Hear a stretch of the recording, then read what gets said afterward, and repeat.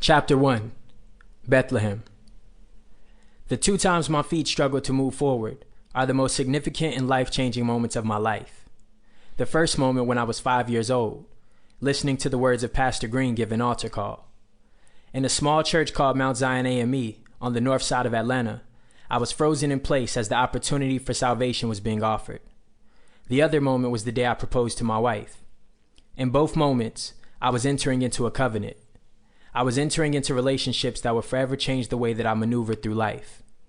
Looking back, I'm extremely grateful to know that these were the only moments I have ever forgotten how to walk. As my legs seem nailed to the floor, I'm confident that I've counted the cost of the steps I eventually took. And because of these steps, the Lord has graciously allowed me to influence the walk of many others. Music has always been a part of my life. I grew up in a musical family. My mom was a rapper, and my dad sang in the men's choir. My grandpa played guitar on the radio, and my siblings and I grew up singing in the children's choir at church. We weren't a part of ordinary children's choirs. We were like young superstars on tour. If you grew up in a black church in Atlanta, you may already know what I'm talking about. AME churches in Georgia went hard for their children's choirs. Imagine 30 kids squeezing into church vans to drive to the next revival service. I can still remember how amazing it felt singing to God in those purple and gold robes. Life at home was full of music too. Some of my favorite memories are Saturday mornings as the entire family cleaned the house while my mom played music from the entertainment center. I'm still convinced that music makes you clean better. Some nights it was my mom cooking while music was playing through the house. Other times it was my parents in the living room stepping. Sometimes it was all of us gathered around the TV with the volume muted as we had the music playing. And then there were the times where my family sat listening to me on the speakers. Whatever day you happened to visit the Hamilton home, music was usually our permanent guest. I released my first album at 11 years old, but I began doing music at the age of 8. My mom started taking me to the studio at a young age, and my parents were always driving me to perform all over Atlanta.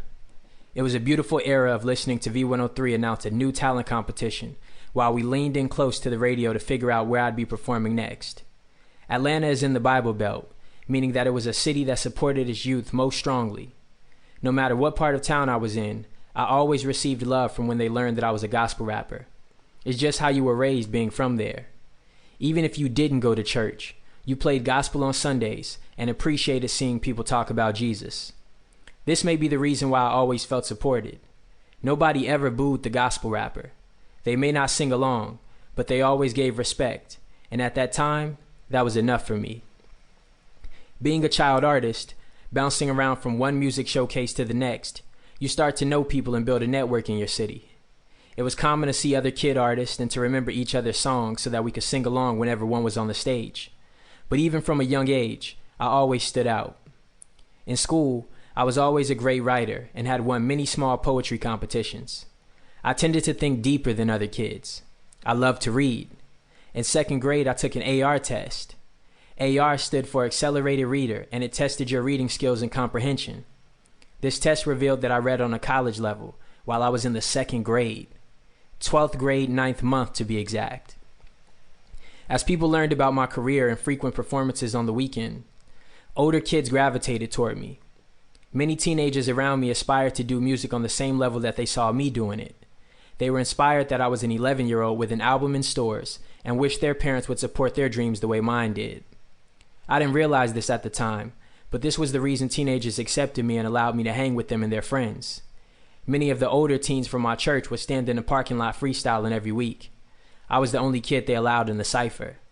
This is where I learned how to freestyle, beatbox, and battle rap. To this day, I'm eternally grateful for those teenagers that accepted me even though I was young. I'm especially grateful to the teenagers at my church. Though they usually rapped about other things when they were outside of the church parking lot, they were the first ones to show me that you could rap and love Jesus. I thought they were cool and borrowed something from every single one of them. Even though some of them are no longer following Jesus, they are a big reason why I'm here today. Being born in Kansas City, I always felt misrepresented.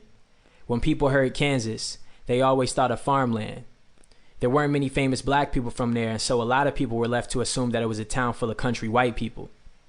That's true, but it's also just like many other cities in the Midwest. Deeply segregated, marginalized, and full of crime. I moved to Atlanta at 5